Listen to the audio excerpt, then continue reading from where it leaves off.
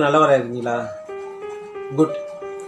இதை மற்றவங்களுக்கு ப்ரூவ் பண்ணணும் அவசியம் கிடையாது. ஒவ்வொருத்தவங்களுக்கும் நீங்கள் ப்ரூவ் பண்ண முடியாது. ஒவ்வொருத்தவங்களுக்கும் நீங்கள் ப்ரூவ் பண்ண முடியாது. இதுக்கு நீங்கள் டயத்தை வேஸ்ட் பண்ணாதீங்க. செகண்ட் ஒன், உங்கள் மனசாட்சிக்கு நீங்கள் கெட்டவராகப்படுறீங்களா? தயவுசெய்து மாற்றிக்க முயற்சி பண்ணுங்கள். அதை விட்டுட்டு உங்களை நல்லவராக ஃபோக்கஸ் பண்ண நினச்சி டயத்தை வேஸ்ட் பண்ணாதீங்க. அது எப்போயா இருந்தாலும் அதை காட்டி கொடுத்துரும்.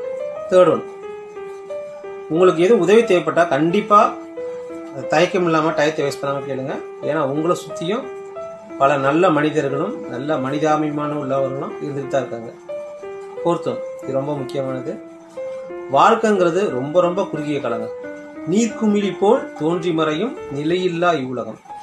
ஸோ இந்த நேரத்தை நீங்கள் வாழக்கூடிய வாழ்க்கைய சேட்னஸ், உங்கள் சோகம், துக்கம், துயரம், எதிர்மறையான எண்ணங்களில் போய் செலவிடுறதை விட்டுட்டு பாசிட்டிவான எண்ணங்கள், அடுத்தவங்களுக்கு பயனுள்ள வாழ்க்கை